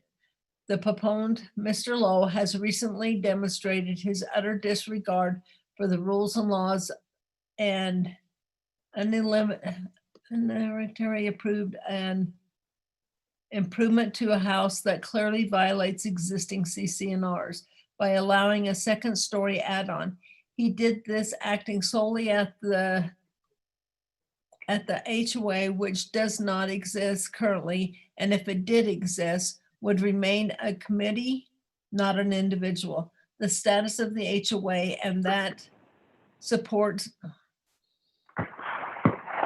excuse me, I'm sorry. The status of the HOA and that responsibility of Washington Vista should be established before any future development takes place. Is there enough water to support more and more homes? The space is used by many ATV users and will result in noise complaints from the Johnny-come-lately crowd. And that is it. Thank you, Denise. We appreciate your help with this. You're very welcome. Okay, are there any other questions or concerns? Is the developer online? The developer's engineer is online. Okay, does he have any comments he'd like to make? First off, the discussion on the floodplain. The floodplain is shown on the exhibit and no loss will be impacted by the floodplain. This has been reviewed by staff and shown clearly, and they are in agreement. I guess Brandon can comment on that though. What's the distance between the proposed lots and the floodplain? And isn't it kind of on a steep embankment? It is. It is. Yeah. Yeah, it's a bit, horizontally is probably 150 feet. Vertically, it varies between 25 to 50 feet. Okay. So substantial. It's a long ways away from being flooded. Yeah. Not even the 500-year flood would get close to it. Do you have any comment on what a lot of those comments were about with some kind of a new development on a second-story rental unit? Yeah, that must apply to, I'm not familiar with that. That's the first I had heard of any of that. Unfortunately, the developer is in surgery at the moment and unable to attend. But I will certainly discuss those with him. A violation of CC&Rs, though, is, I guess this is the world according to me, is not a city issue. That's something that the HOA has to take up. And, I just don't know how the city can be expected to enforce every CC&R throughout the city. Yeah. No, they certainly wouldn't. I've had my go around with my CC&Rs here lately. I just, as somebody who happens to live in a community with 1 stories around, that would be something that, as a commissioner, if a developer wanted to come and develop new lots where that was a potential possibility again, I would shut that down personally. And I know the city doesn't have a role in policing HOAs, but that would be something that I would have a comment for as a commissioner to city council. This is Commissioner Hanson. So this is Commissioner Moose. So I am thoroughly confused because it sounded, well, the complaints were, it almost sounded like we were back down in where you live, Jason, where remember where they were sitting there complaining because the pool wasn't done. Yep. And we wanted not to do something because he didn't follow through on his commitments. Now this is different in the fact that it sounds like, was it the developer who, it sounds like he converted an RV garage into an apartment of some sort? So he did not. It was a private homeowner that did it, and they complained to the developer to enforce the CC&R rules. And one of the comments stated that he had reached out to them, but it had not been fully resolved. So it's one of those issues that, the developer, as head of the HOA, well, that's his responsibility to resolve those things, but obviously they take a long time to do. Okay. But even then, so that wasn't, I guess he could go in and say that. It sounded like they were complaining about the developer doing this to his property, and that's why I was confused as to what we were talking about. Yeah, I don't believe that to be the case, though. I don't know for sure, I guess, Brian. Okay. And then the other thing is that if those people converted something, they would have had to pull permits anyway. So, I mean, I guess that the people could complain to the city and the code enforcement could go out and do something. But that's irrelevant to what we're talking about, it seems to me. Yeah, I think you're right, O'Brien. There's probably 2 methods to resolve that issue. One would be code enforcement if that apartment is not allowed in the current zoning, and then also the CC&Rs. So there's actually 2 ways to go and handle that issue. This is Commissioner Hanson again. I agree that it is something that is kind of out of our jurisdiction, so to speak. However, it's disappointing that hasn't been resolved at the time we're ready to give more property where it could be another potential problem. Because ultimately, the harmonious living in the city from residents does rely on city council, which is what we're recommending to approve or deny this particular issue. So for me, I struggle with it a little bit. I wish that would have been resolved and we would never have had any of the complaints or comments about it. And that would have been easier for me. But to approve or recommend for approval, from my mind, something that still has potential issues in that area, even though that's out of our policement zone, but that's still something that I would want to stop personally, just to put a hand in it and say, wait a second, maybe as a condition, there might need to be some sort of an effort that was shown and proven that was accomplished with the residents. However that turns out, that's not up to me, but it needs to be addressed before we allow it to potentially happen again. Well, it could be stipulated. I'm sorry. This is Commissioner Hawley. I understood the HOA is one man, the developer. Is that right? The HOA, the Homeowners Association, is comprised of one man, the developer. Based on the comments, that's what they stated. I don't know the All right, well, how that depending on how the CCNRs are written, there's a process, architectural committees and approvals and so on and so forth. But there's also penalties if you violate the CCNRs. So those homeowners and the CCNRs and the HOA can go back to this owner who illegally, or it seems to me like probably didn't have proper approval from the association to build an apartment in a single family residential neighborhood. There's probably penalties, and they start imposing penalties. He either corrects it or they continue with penalties. And up until the point that if he ever tried to sell his property, there would be liens and stuff. They have options. We don't enforce the options. So I agree with Brian. With Commissioner Hanson. I wouldn't like to see some built next to my house, but our CCNRs here are strong enough that it wouldn't happen anyway. So they have recourse, and it's not with this commission. This is Commissioner Hanson again. I kind of look at it this way. So I live in Stookie Farms, as we all know, and I've only lived here, it'll be 2 years in February.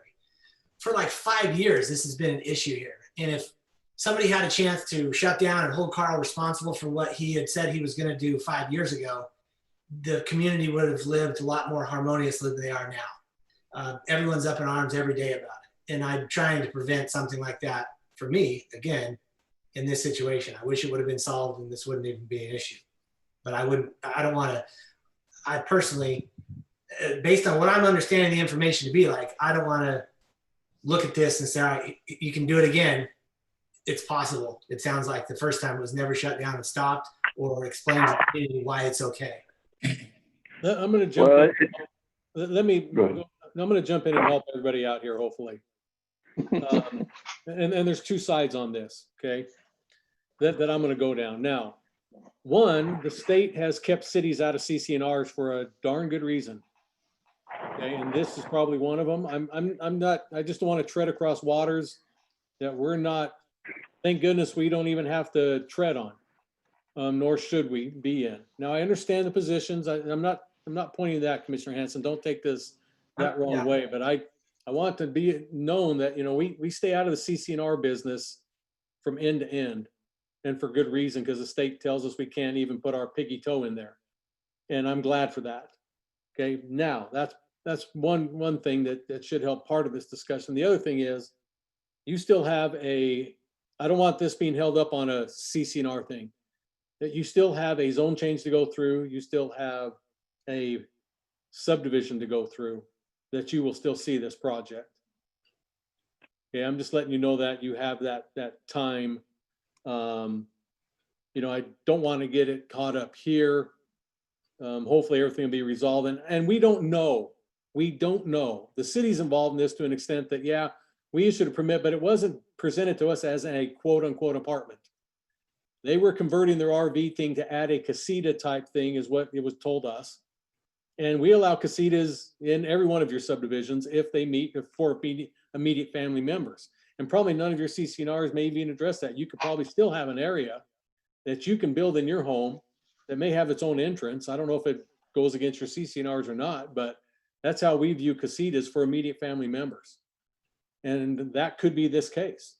And so, but if it isn't, then we will proceed through the code compliance. If he misled the city, again, we're talking about a general plan amendment here, and now we're talking about a guy who's, you know, having a confrontation with the, you know, between the homeowner and other homeowners within a subdivision. So I just want that to be known, that we really don't know all the facts. I do know that a permit was issued, but it was because the guy wanted to add a casita, and we tell everybody when they come in, you can only do it, you know that these will not be rented. You know, this is not an apartment. This can only be for immediate family members. And so that's where we stand at this particular point on this. But again, we do not know everything that's going on, because some of the stuff I'm hearing, you know, I know there's a problem up in Washington Vistas. I know there's a guy who converted an RV, you know, the top half of the back end of it into a one-bedroom place to stay. Casita is the best word because we're familiar with that term on this home.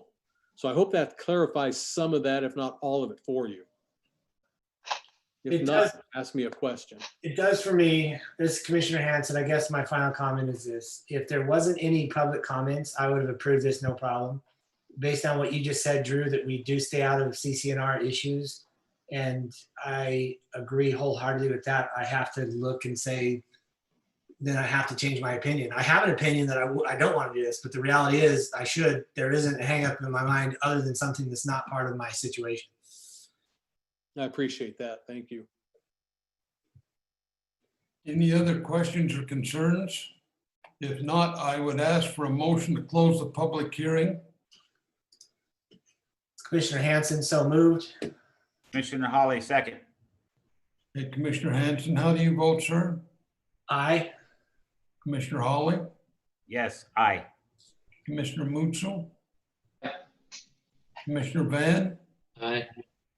Commissioner Henry votes aye. Okay, do we have any other discussion or anything that needs to go, questions or anything? One clarifying question to Drew. It's Commissioner Hanson. If I understood you correctly in your comments, there will be some point in the process that this developer has to go through that any mistake or any dishonesty or anything that happened with regards to the comments and that unit will be caught and looked at. Is that correct? Yes. Okay. I mean, we're going to end there some way. Either code compliance is going to be brought in if they do try to run it as an apartment and they did mislead everybody, we'll run it through that. You know, if it's something else that they worked out because of the way CCRs, then they're going to have to take that person as any other development would. They can take their neighbor to court. Yeah. And Okay. that's where it needs to be resolved, to be honest with you. If they feel that, then, you know, they have the right to take anybody to court on their CCNRs. They all sign the same paperwork. So in the future, if any CCNR issue that comes before us for anything, our answer is almost blanket. Like we just don't have legally anything to do with it. We're sorry, ultimately. I'm not going to say that 100%. Okay. There may be times that if somebody brings you something that is against the CCNRs, okay, let's say you were doing a subdivision right now, not a general plan amendment. And within that, they stated they were going to have all the homes, or let's say it was going to be a PUD. Let's get even a little, we can dial in a little farther because a PUD, you can ask for more. And they were stating in that PUD that they were going to have, each one of them is going to have a casita for either them to use personally for immediate family members, or they're going to rent it. Okay, but we knew the CCNRs didn't allow for that. Then yes, you could say, hey, according to your CCNRs, you can't do this. Okay, on that development of each one of those. This is something that's happened that they're questioning whether this person, and again, I don't know what the CCNR state. I don't think we even after the comments, we've just heard how some people feel that something has happened. I don't have that evidence before us. You know, We don't even know for sure if it's a rental. and that's one of the things, you know, because again, it was portrayed to us, it was just going to be a place for immediate family members to pop in when they were visiting. Yeah. So I have too many questions here, but the difference is if I knew right out and I saw a proposal with that, all I see here is a general plan amendment that says, hey, we want to change this piece of ground to be able to add to our subdivision. Yeah. Okay, we're not seeing that he's putting in here. Now, if he was drawing on here in this green area is going to be apartments, and then we knew attached to the house, we knew the CCNRs didn't allow that, then yes, you could use that, just saying, not using the C to just say, this is in conjunction with your CCNRs until you get that clarified, we're not going to, make a decision on this. Okay. Commissioner But you see Hanson, the this is difference there is Commissioner that- Hawley. I will tell you that code compliance won't do anything until there's a complaint. And I don't know that tonight's meeting and the public comments constitute complaints, but we're not going to go up there and investigate this thing till we get a complaint. Yeah. Well, hopefully people that have submitted comments are online. or they hear of the discussion in our meeting, where they can go through the proper process to get this looked at, or however it needs to be treated, rather than come through a body that doesn't have anything to do with it. Exactly, yes. Chairman Henry, just as a quick comment to Commissioner Hansen's comments about potentially recurring bad behavior by developers, one after another, one subdivision then following another. That's not to say, notwithstanding CCNRs, aside from that issue alone, the one thing that we do like to remember is that we always have that tool to kind of go to if we have a developer that consistently does something that just causes problems for the city, whether they didn't finish improvements out in a previous subdivision, whether those types of issues that impact the city and impact development, impact Brandon's office, impact Drew's office, to indicate that we don't take that ever into account is probably understates it, because we will take it into account for bad behavior that affects subdivisions and affects the developments as they come through. Aside from CCNRs and those things, I think we always try to be aware of a developer who consistently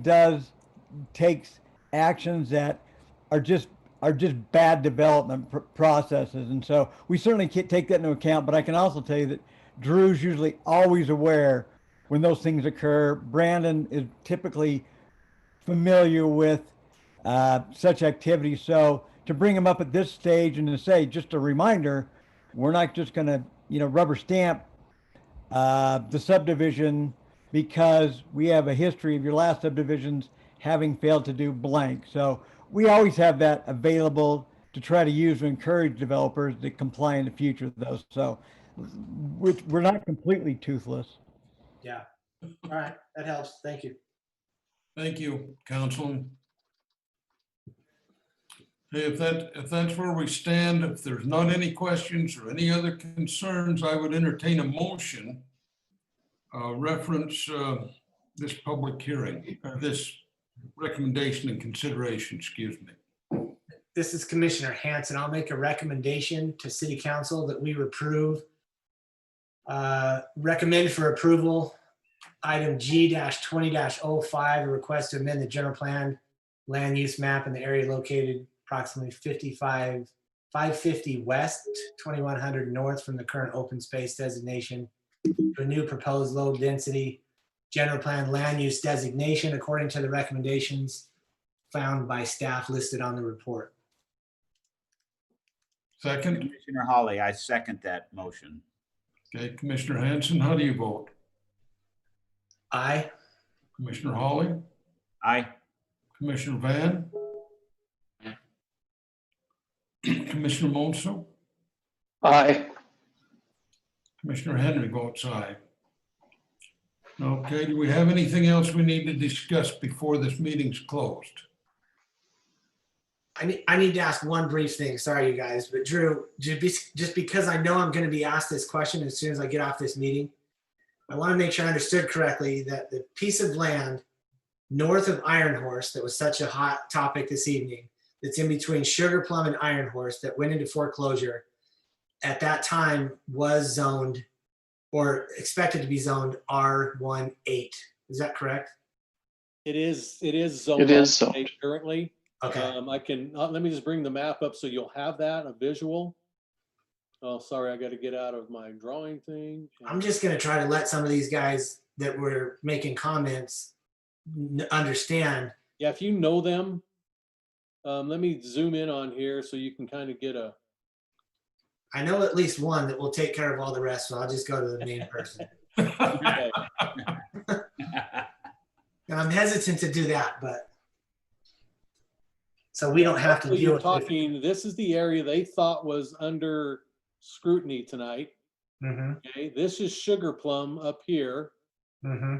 This was supposed to be Iron Horse 2. 2, Yeah. and it is still zoned R18. Iron Horse 1 is zoned R18. The Okay. lots are bigger. And I talked to a gentleman today, and this is good information for everybody, is that developers need to be careful when they get something zoned a lower number, and then they put these bigger lots on there without coming back and changing the zoning, is that these are the cases. So these folks are all wanting you, or telling us tonight, that there should only be 10 and 12s up here. And I stated this earlier, folks, it's zoned R18 and so are you. You know, so you can't ask us to enforce 10 to 12,000 square foot lots in an R18 zone. I don't have the ability. If somebody came in and subdivided it, and if you kept denying a subdivision for that because those folks, you put the city in a bad, bad way. That's a future problem for them, possibly. They can Yeah. only hope that somebody gets it that wants to build what they've already got and comes and does it for them. That's But they need to be exactly. prepared.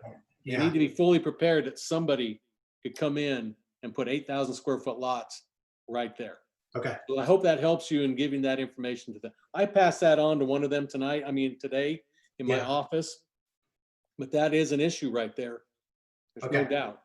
That's But exactly. because their developer got it zoned R18, then came and built 10s, 12s and upper size lots. I'm willing to bet they don't know that. And so telling them that, that's not a reflection of the city at all. It's a reflection of their developer. Now, if they know who owns it, you know, who has ownership on it, even if it's a bank or whatever, and they wanted to come in and rezone both areas and apply for that, and that owner up there, whoever does have control of it, felt okay with that, you can tell them, I'd recommend they try to get a zone change of their piece and the possible phase 2. But again, the owner has to go on and sign that application. Okay. Whoever that is, if it's a bank or whoever would have to sign on that, whoever the ownership records show. Okay. All right. Does that Thank help you. you? Thanks, guys. Sorry for all the questions. That's right. Any other questions or concerns before we ask for an adjournment? I would just like to say to Commissioner Hanson, thank you for the questions. Man, I feel like I'm taking over sometimes. I don't want to do that. No, this is all good stuff. I'm learning and growing in each one of these meetings, so I appreciate every one of you guys. Yeah. If not, I would entertain if we're through, I would entertain a motion to close the meeting. Commissioner Hanson, so moved. Commissioner Hawley, second. Commissioner Hanson, how do you vote? Aye. Commissioner, who seconded that? I did.